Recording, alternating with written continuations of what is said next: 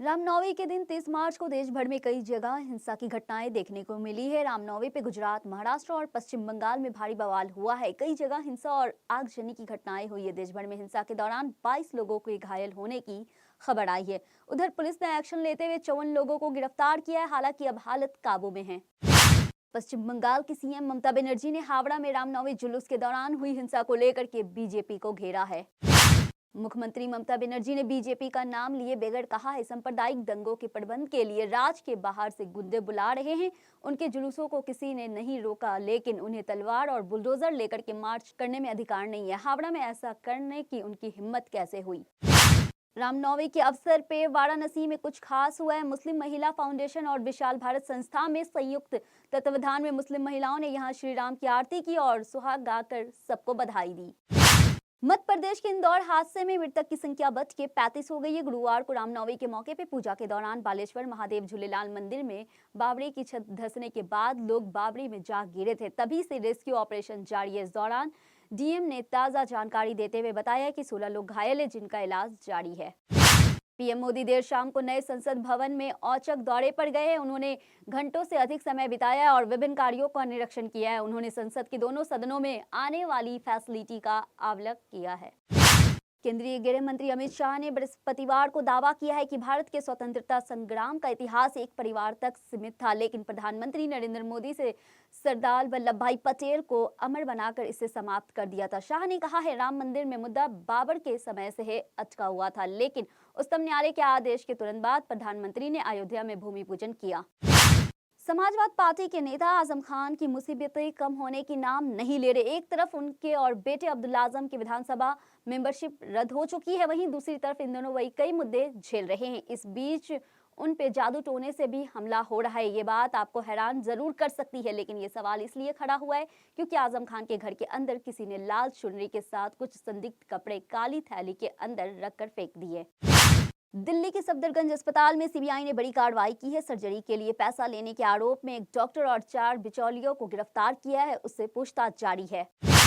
America के पूर्व राष्ट्रपति डोनाल्ड ट्रंप की मुश्किलें बढ़ गई है। पोर्न स्टार केस जूनियर ने जांच के बाद आपराधिक केस चलाने से मंजूरी दे दी है, जिसके बाद अब ट्रंप को सरेंडर करना पड़ सकता है। अगर सरेंडर नहीं करेंगे तो उनकी गिरफ्तारी भी हो सकती है। New York grand junior Donald Trump को उनके 2016 के राष्ट्रपति अभियान के दौरान एक पोर्न स्टार को पैसा देने के लिए दोषी ठहराया गया। दिल्ली समेत उत्तर भारत के कई इलाकों में तेज बारिश हुई है, जिसकी वजह से तापमान में थोड़ी गिरावट आई है। मौसम विभाग से मिली जानकारी के मुताबिक 3 अप्रैल तक ऐसी बारिश के साथ तेज हवा चलने का अनुमान है। विभाग के अनुसार आज केरल, कर्नाटक, उत्तरी असम, त्रिपुरा, जम्मू कश्मीर, हिमाचल प्रदेश और उत्तराखंड में ओले के साथ हल्की बारिश हो सकती है। नोएडा में तेज बारिश की वजह से नोएडा के सेक्टर 44 में निर्माणाधीन मकान की एक दीवार गिर गई है, जिसमें 2 लोग घायल हो गए। इनकी पहचान अजय 18 साल और राम 16 साल के हैं। इन दोनों को जिला अस्पताल में भेज दिया गया। ये दोनों मध्य प्रदेश के रहने वाले हैं, यहाँ मजदूर का काम करते थे। चिल्ली में एक बार भूकंप के तेज झटके महसूस किए गए। नेशनल सेंटर फॉर सेस्मोलॉजी के मुताबिक ये भूकंप चिल्ली के 328 किलोमीटर दक्षिण पश्चिम में आया है। रिक्टर स्केल पे इस भूकंप की तीव्रता 6.2 मापी गई है। बहरहाल अभी तक किसी तरह के जान माल के नुकसान होने की कोई खबर सामने नहीं आई है। देश की राजधानी दिल्ली में कोरोना मरीजों की संख्या बढ़कर तेजी से दिल्ली सरकार को चिंता में डाल दिया। यही वजह है कि दिल्ली के मुख्यमंत्री अरविंद केजरीवाल खुद को एक्शन मोड पे आ गए हैं। वो आज कोरोना स्थिति को लेकर के 12 बजे वरिष्ठ नौकरशाह और विशेषज्ञों के साथ गंभीर मंत्रणा करेंगे। माना जा रहा है कि आज की बैठक में कोरोना को लेकर के अहम फैसला किया जा सकता है। दिल्ली और महाराष्ट्र में कोरोना में एक बार फिर से हाहाकार मचना शुरू कर दिया है। महाराष्ट्र ने लगभग 700 ताजा कोविड मामले की सूचना दी है, जो पिछले 5 महीनों में एक दिन में सबसे अधिक मामले हैं। कोरोना वायरस संक्रमण में तेज उछाल ने राज्य में सक्रिय मामलों की संख्या 3000 से ज्यादा कर दिया है, जो केवल 9 दिनों में दोगुना हो गया है। उत्तर प्रदेश के प्रयागराज में सुबह भीषण सड़क हादसा हो गया है, जहां 2 ट्रक के बीच आमने सामने की जोरदार भिड़ंत हो गई है। ये सड़क हादसा यहां के फमाओ इलाके में आजाद सेतु पे हुआ है, जिसमें एक ट्रक पुल की रेलिंग को तोड़ते हुए सीधा गंगा नदी में गिरा है, वहीं दूसरा पुल के रेलिंग से लटक गया। इस हादसे में 2 ट्रक ड्राइवर समेत एक मोटरसाइकिल सवार की मौत हो गई है। इस घटना के बाद पूरे इलाके में कोहराम मच गया। बिहार विधानसभा परिषद के स्नातक एवं शिक्षा निर्वाचन क्षेत्रों में 5 सीटों पर आज सुबह 8 बजे वोटिंग जारी है। 29 मार्च को प्रचार प्रसार थमा था। आज शाम 4 बजे तक वोटिंग होगी। 5 अप्रैल को मतगणना होगी और परिणाम की घोषणा की जाएगी। इस सूचना में मुख्य लड़ाई बीजेपी और महागठबंधन के बीच है, लेकिन इस चुनाव में निर्दलीय एवं अन्य छोटी पार्टी को मिलकर के देखते हुए कुल 48% मैदान में है। दिल्ली शराब घोटाले मामले में तिहाड़ जेल में बंद पूर्व उप मुख्यमंत्री मनीष सिसोदिया की जमानत याचिका पर आज शाम 4 बजे सुनवाई होगी। एक सप्ताह पहले इस मामले में सुनवाई के बाद अदालत ने सिसोदिया की जमानत याचिका पर फैसला सुरक्षित रख लिया था। कोटा के सुल्तानपुर क्षेत्र व रामनवमी के मौके पर निकाली जा रही शोभा यात्रा में मातम छा गया। यहाँ विद्युत विभाग की लापरवाही के चलते गांव में झूल रही थी 11 केवी हाई टेंशन विद्युत लाइन से आखड़ा कलाकारों के टच हो जाने से करंट फैल गया है। करंट के बाद मौके पे अफरा तफरी मच गई है। आधा दर्जन से अधिक आखड़ा कलाकार करंट की चपेट में आ गए। अनन फनन में तुरंत सभी घायलों को सुल्तानपुर चिकित्सालय लाया गया, जहां 3 युवकों को मृत घोषित कर दिया। भारत का अपनी तरह से पहला बहुविषयीय संस्कृति संस्थान नीता मुकेश अंबानी कल्चर सेंटर आज मुंबई में खुलेगा, जहां भारत और दुनिया भर में दर्शक संगीत, रोमांचक, ललित कला और शिल्प के क्षेत्र में भारत के सर्वश्रेष्ठ प्रस्तुत देख सकेंगे। राहुल गांधी की लोकसभा की मेंबरशिप से आयोग हटाने को लेकर के कांग्रेस और भारतीय जनता पार्टी के बीच जारी आरोप प्रत्यारोप के बीच जर्मनी ने इस मामले पर संज्ञान लिया है, जिसके बाद दोनों प्रमुख दलों ने एक दूसरे पर नए सिरे पर वार पलटवार किया। International transgender day of visibility हर साल वैश्विक स्तर पर 31 मार्च को मनाया जाता है। इस दिन ट्रांसजेंडर के साथ होने वाले भेदभाव को खत्म करने के लिए जागरूक बढ़ाई जाती है। साथ ही समाज में उनके योगदान को बताया जाता है कि लंबे संघर्ष के बाद ट्रांसजेंडर के प्रति समाज की सोच में बदलाव आ रहा है।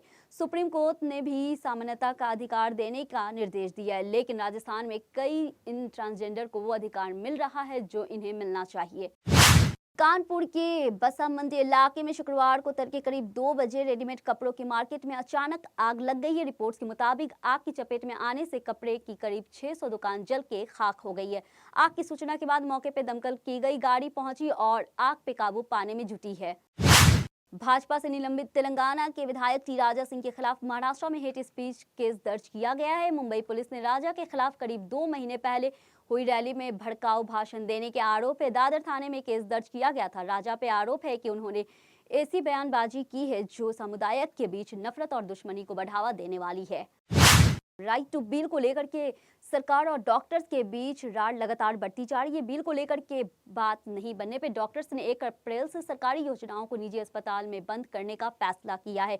वहीं उधर सीएम अशोक गहलोत ने डॉक्टर्स को समस्या सुनने के लिए पीसीसी चीफ गोविंद सिंह को अधिकृत किया है। मुंबई में मलाड इलाके में हिंदू संगठन द्वारा प्रतिवर्ष की तरह इस बार रामनवमी पे शोभा यात्रा निकाली गई थी। यहाँ पे शोभा यात्रा मलवानी इलाके से गुजरी तो 2 पक्षों में आमने सामने आ गए। शोभा यात्रा के आयोजक का कहना है कि उन पर पत्थरबाजी हुई है। घटना के बाद पुलिस ने भीड़ को अलग अलग किया।